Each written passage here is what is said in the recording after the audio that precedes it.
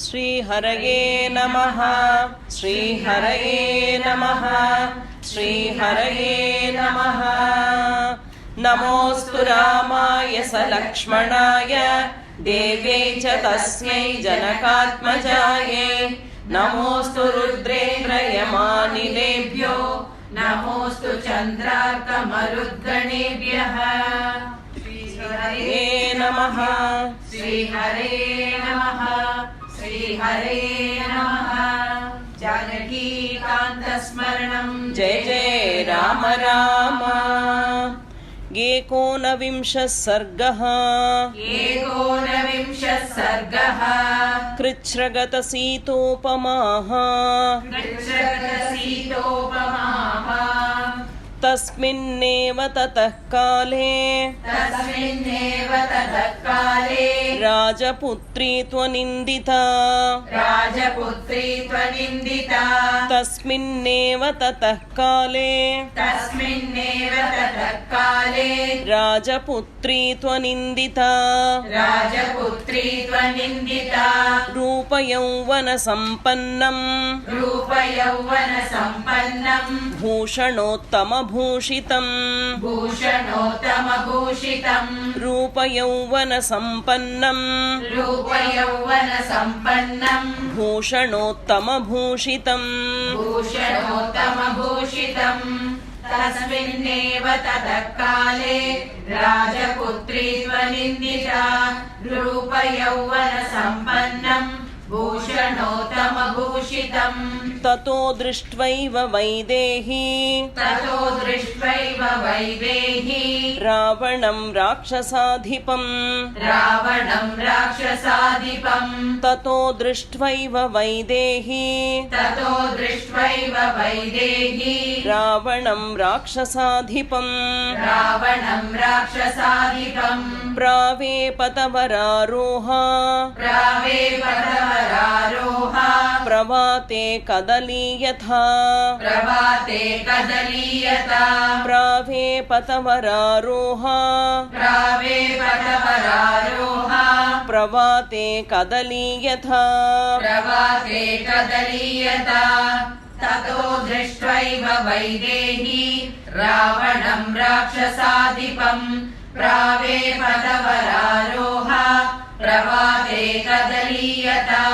आच्छाद्योदरमूरुभ्याम् बाहुभ्यां च पयोधरौ आच्छाद्योदरमूरुभ्याम् बाहुभ्यां च पयोधरौ उपविष्टा विशालाक्षी रुदन्ती वरवर्णिनी उपविष्टा विशालाक्षी रुदन्ती वरवर्णिनी। आचाद्योदरमूरुभ्यां बाहुभ्यां च पयोधरौ उपविष्टा विशालाक्षी रुदन्ती वरवर्णिनी। दशग्रीवस्तु वैदेही रक्षितां राक्षसीगणैः दशग्रीवस्तु वैदेही रक्षितां राक्षसीगणैः ददर्श सीतां दुःखार्तां नावं सन्नामि वार्णवे ददर्श सीतां दुःखार्तां नावं सन्नामि वार्णवे दशग्रीवस्तु वैदेही रक्षितां राक्षसीगणैः ददर्श सीतां दुःखार्तां नावं सन्नामिवार्णवे असंवृतायामासीनाम् असंवृतायामासीनां धरण्यां संशितव्रताम् धरण्यां संशितव्रताम् असंवृतायामासीनाम् असंवृतायामासीनां धरण्यां संशितव्रताम् धरण्यां संशितव्रताम् छिन्नां प्रपतितां भूमौ छिन्नां प्रपतितां भूमौ शाखामिव वनस्पतेः शाखामिव वनस्पतेः छिन्नां प्रपतितां भूमौ छिन्नां प्रपतितां भूमौ शाखामिव वनस्पतेः शाखामिव वनस्पतेः असंवृतायामासीनां धरण्यां संशितव्रताम् छिन्नां प्रपतितां भूमौ शाखामिव वनस्पतेः मलमण्डलदिग्धाङ्गीं मलमण्डलदिग्धाङ्गीं मण्डनार्हाममण्डिताम् मण्डनार्हाममण्डिताम् मलमण्डनदिग्धाङ्गीं मलमण्डलदिग्धाङ्गीं मण्डनार्हाममण्डिताम् मण्डनार्हाममण्डिताम् मृणाली पङ्कदिग्धेव मृणाली पङ्कदिग्देव विभाति न विभाति च विभाति न विभाति च मृणाली पङ्कदिग्धेव मृणाली पङ्कदिग्देव विभाति न विभाति च विभाति न विभाति च मृणाली पङ्कदिग्धेव मृणाली पङ्कदिग्देव विभाति न विभाति च विभाति न विभाति च मलमण्डलदिग्धाङ्गी मण्डनार्हाममण्डिताम् मृणाली पङ्कदिग्देव विभाति न विभाति च समीपं राजसिंहस्य समीपं राजसिंहस्य रामस्य विदितात्मनः रामस्य विदितात्मनः समीपं राजसिंहस्य समीपं राजसिंहस्य रामस्य विदितात्मनः रामस्य विदितात्मनः सङ्कल्पहय संयुक्तैः सङ्कल्पभय संयुक्तैः यान्तीमिव मनोरथैः यान्तीमिव मनोरथैः सङ्कल्पहय संयुक्तैः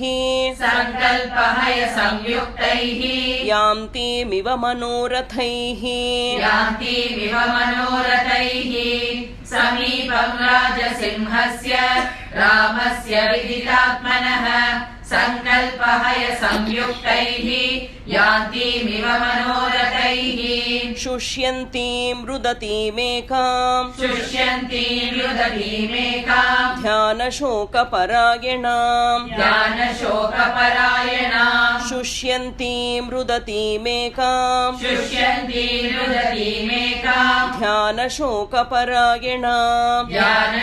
ध्यानशोकपरायणाम् दुःखस्यान्तम् अपश्यन्तीं दुःखस्यान्तम् अपश्यन्ति रामां राममनुव्रताम् रामां राममनुव्रताम् दुःखस्यान्तम् अपश्यन्तीं दुःखस्यान्तम् अपश्यन्ति रामां राममनुव्रताम् रामां राममनुव्रताम् शुष्यन्तीं रुदतीमेकाम् ज्ञानशोकपरायणाम् दुःखस्यान्तम् अपश्यन्ति रामां राममनुव्रताम् वेष्टमानां तथाविष्टां वेष्टमानां तथाविष्टाम् पन्नगेन्द्रवधूमिव पन्नगेन्द्रवधूमिव वेष्टमानां तथाविष्टां वेष्टमानां तथाविष्टाम् पन्नगेन्द्रवधूमिव पन्नगेन्द्रवधूमिव धूप्यमानां ग्रहेणेव धूप्यमानां ग्रहेणेव रोहिणीं धूमकेतुना रोहिणीं धूमकेतुना धूप्यमानां ग्रहेणेव धूप्यमानां ग्रहेणेव रोहिणीं धूमकेतुना रोहिणीं धूमकेतुना वेष्टमानां तथाविष्टाम् पन्नगेन्द्रवधूमिव धूप्यमानां ग्रहेणेव रोहिणीम् धूमकेतुना वृत्तशीलकुले जाताम् वृत्तशीलकुले जाता आचारवति धार्मिके आचारवति धार्मिके वृत्तशीलकुले जाताम् वृत्तशीलकुले जाता आचारवति धार्मिके आचारवति धार्मिके पुनः संस्कारमापन्नाम् पुनः संसारमापन्ना जातामिव च दुष्कुले जातामिव च दुष्कुले पुनः संस्कारमापन्नाम् पुनः संस्कारमापन्ना जातामिव च दुष्कुले जातामिव च दुष्कुले वृत्तशीलकुले जाताम् आचारवति धार्मिके पुनः संस्कारमापन्नाम् जातामिव च दुष्कुले अभूतेनापवादेन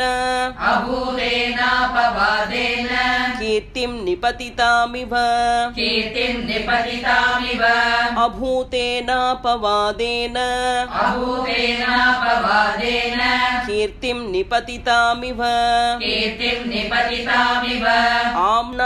आम्नायानामयोगेन आम्नायानामयोगेन विद्यां प्रशिथिलामिव विद्याम् प्रशिथिलामिव आम्नायानामयोगेन आम्नायानामयोगेन विद्यां प्रशिथिलामिव विद्याम् प्रशिथिलामिव अभूतेनापवादेन कीर्तिम् निपतितामिव आम्नायानामयोगेन विद्याम् प्रशिथिलामिव सन्नामिव महाकीर्तिम् सन्नामिव महाकीर्तिम् श्रद्धामिव विमानिताम् श्रद्धामिव विमानिता सन्नामिव महाकीर्तिम् सन्नामिव महाकीर्तिम् श्रद्धामिव विमानिताम् श्रद्धामिव विमानिता प्रज्ञामिव परीक्षीणाम् प्रज्ञामिव परीक्षीणाम् आशां प्रतिहतामिव आशाम् प्रतिहतामिव प्रज्ञामिव परीक्षीणाम् प्रज्ञामिव परीक्षीणाम् आशां प्रतिहतामिव आशाम् प्रतिहतामिव सन्नामिव महाकीर्तिम् श्रद्धामिव विमानिताम् प्रज्ञामिव परीक्षीणाम् आशाम् प्रतिहतामिव आयतेमिव विध्वस्ताम् आयतीमिव विध्वस्ताम् आज्ञां प्रतिहतामिव आज्ञाम् प्रतिहतामिव आयतेमिव विध्वस्ताम् आयतीमिव विध्वस्ताम् आज्ञां प्रतिहतामिव आज्ञाम् प्रतिहतामिव दीप्तामिव दिशं काले दीप्तामिव दिशम् काले पूजाम् अपहृतामिव पूजाम् अपहृतामिव दीप्तामिव दिशं काले दीप्तामिव दिशम् काले पूजाम् अपहृतामिव पूजाम् अपहृतामिव आयतीमिव विध्वस्ताम् आज्ञाम् प्रतिहतामिव दीप्तामिव दिशम् काले पूजाम् अपहृतामिव पद्मिनीमिव विध्वस्ताम् पद्मिनीमिव विध्वस्ताम् हतशूरां चमूमिव हतशूराम् चमूमिव पद्मिनीमिव विध्वस्ताम् पद्मिनीमिव विध्वस्ताम् हतशूरां चमूमिव हतशूराम् चमूमिव प्रभामिव तमोध्वस्ताम् प्रभामिव तमोध्वस्ताम् उपक्षीणाम् इवापगाम् उपक्षीणामिवापगाम् प्रभामिव तमोध्वस्ताम् प्रभामिव तमोध्वस्ताम् उपक्षीणाम् इवापगाम् उपक्षीणामिवापगाम् पद्मिनीमिव विध्वस्ताम् हतशूराम् चमूमिव प्रभामिव तमोध्वस्ताम् उपक्षीणामिवापगाम् वेदीमिव परामृष्टाम् वेदीमिव परामृष्टाम् शान्तामग्निशिखामिव शान्तामग्निशिखामिव वेदीमिव परामृष्टाम् वेदीमिव परामृष्टाम् शान्तामग्निशिखामिव शान्तामग्निशिखामिव पौर्णमासीमिव निशाम् पौर्णमासीमिव निशाम् राहुग्रस्तमोदीरिव राहुग्रस्तेन्दुमण्डलाम् राहुग्रस्तेन्दुमण्डलाम् पौर्णमासीमिव निशाम् पौर्णमासीमिव निशाम् राहुग्रस्तेन्दुमण्डलाम् राहुग्रस्तेन्दुमण्डलाम् प्रीतिमिव परामृष्टाम् शान्तामग्निशिखामिव पौर्णमासीमिव निशाम् राहुग्रस्तेन्दुमण्डलाम् उत्कृष्टपर्णकमलाम् उत्कृष्टपर्णकमलाम् वित्रासितविहङ्गमाम् वित्रासितविहङ्गमाम् उत्कृष्टपर्णकमलाम् उत्कृष्टपर्णकमलाम् वित्रासितविहङ्गमाम् वित्रासितविहङ्गमाम् हस्तिहस्तपरामृष्टाम् हस्तिहस्तपरामृष्टाम् आकुलाम् पद्मिनीमिव आकुलाम् पद्मिनीमिव हस्तिहस्तपरामृष्टाम् हस्तिहस्तपरामृष्टाम् आकुलाम् पद्मिनीमिव आकुलाम् पद्मिनीमिव उत्कृष्टपर्णकमलाम् वित्रासितविहङ्गमाम् हस्तिहस्तपरामृष्टाम् आकुलाम् पद्मिनीमिव पतिशोकातुराम् शुष्काम् पतिशोकातुराम् शुष्काम् नदीम् विस्रावितामिव नदीम् विस्रावितामिव पतिशोकातुराम् शुष्काम् पतिशोकातुराम् शुष्काम् नदीम् विस्रावितामिव नदीम् विस्रावितामिव परयामृजयाहीनाम् परयामृजयाहीनाम् कृष्णपक्षनिशामिव कृष्णपक्षनिशामिव परयामृजयाहीनाम् परयामृजयाहीनाम् कृष्णपक्षनिशामिव कृष्णपक्षनिशामिव पतिशोकातुराम् शुष्काम् नदीम् विस्रावितामिव परयामृजयाहीनाम् कृष्णपक्षनिशामिव सुकुमारीम् सुजाताङ्गीम् सुकुमारीम् सुजाताङ्गीम् रत्नगर्भगृहोचिताम् रत्नगर्भगृहोचिताम् सुकुमारीम् सुजाताङ्गीम् सुकुमारीम् सुजाताङ्गीम् रत्नगर्भगृहोचिताम् रत्नगर्भगृहोचिताम् तप्यमानामिवोष्णेन तप्यमानामिवोष्णेन मृणालीमचिरोद्धृताम् मृणालीमचिरोद्धृताम् तप्यमानामिवोष्णेन तप्यमानामिवोष्णेन मृणालीमचिरोद्धृताम् मृणालीमचिरोद्धृताम् सुकुमारीम् सुजाताङ्गीम् रत्नगर्भगृहोचिताम् तप्यमानामिवोष्णेन मृणालीमचिरोद्धृताम् गृहीतामालिताम् स्तम्भे गृहीतामालिताम् स्तम्भे यूथपेन विना कृताम् यूथपेन विना कृताम् गृहीतामालिताम् स्तम्भे गृहीतामालिताम् स्तम्भे यूथपेन विना कृताम् यूथपेन विना कृताम् निःश्वसन्तीम् सुदुःखार्ताम् निःश्वसन्तीम् सुदुःखार्ताम् गजराजवधूमिव गजराजवधूमिव निःश्वसन्तीम् सुदुःखार्ताम् निःश्वसन्तीम् सुदुःखार्ताम् गजराजवधूमिव गजराजवधूमिव गृहीतामालिताम् स्तम्भे यूथपेन विना कृताम् निःश्वसन्तीम् सुदुःखार्ताम् गजराजवधूमिव एकया दीर्घया वेण्या एकया दीर्घया वेण्या शोभमानामयत्नतः शोभमानामयत्नतः एकया दीर्घया वेण्या एकया दीर्घया वेण्या शोभमानामयत्नतः शोभमानामयत्नतः नीलया नीरदापाये नीलया नीरदापाये वनराज्या महीमिव वनराज्या महीमिव नीलया नीरदापाये नीलया नीरदापाये वनराज्या महीमिव वनराज्या महीमिव एकया दीर्घया वेण्या शोभमानामयत्नतः नीलया नीरदापाये वनराज्या महीमिव उपवासेन शोकेन उपवासेन शोकेन ध्यानेन च भयेन च ध्यानेन च भयेन च उपवासेन शोकेन उपवासेन शोकेन ध्यानेन च भयेन च ध्यानेन च भयेन च परीक्षीणां कृशाब्दीनां परीक्षीणां कृशाब्दीनाम् अल्पाहारां तपोधनां अल्पाहारां तपोधनाम् परीक्षीणां कृशाब्दीनां परीक्षीणां कृशाब्दीनाम् अल्पाहारां तपोधनां अल्पाहारां तपोधनाम् उपवासेन शोकेन ध्यानेन च भयेन च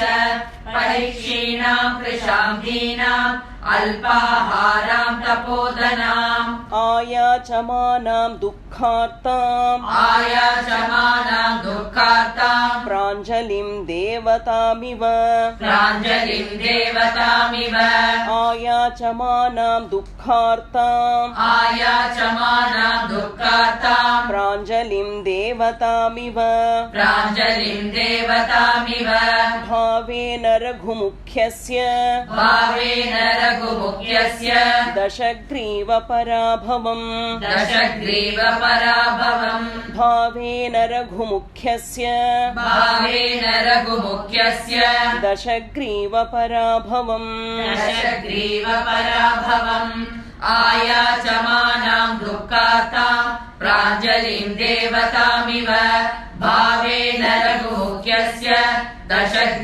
दशग्रीवपराभवम् समीक्षमाणां रुदतीमनिन्दिताम् समीक्षमाणां रुदतीमनिन्दिताम् समीक्षमाणां रुदतीमनिन्दिताम् समीक्षमाणां रुदतीमनिन्दिताम् सुपक्ष्मताम्रायत शुक्ललोचनाम् सुपक्ष्मताम्रायत शुक्ललोचनाम् सुपक्ष्मताम्रायत शुक्ललोचनाम् सुपक्ष्मताम्रायत शुक्ललोचनाम् अनुव्रतां राममतीव मैथिलीम् अनुव्रतां राममतीव मैथिलीम् अनुव्रतां राममतीव मैथिलीम् अनुव्रतां राममतीव मैथिलीम् प्रलोभयामास वधाय रावणः प्रलोभयामास वधाय रावणः प्रलोभयामास वधाय रावणः प्रलोभयामास वधाय रावणः समीक्षमाणां रुदतीमनिन्दिताम् सुपक्ष्मताम्रायत शुक्ललोचनाम् अनुव्रतां राममतीव मैथिलीम् प्रलोभयामास वधाय रावणः इत्यार्षे श्रीमद् रामायणे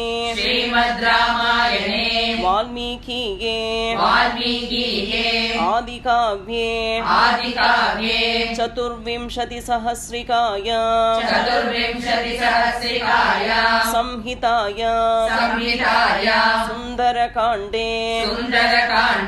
कृच्छ्रगत सीतोपमा नाम एकोनविंशः सर्गः श्रीहरये नमः श्रीहरये नमः श्रीहरये नमः।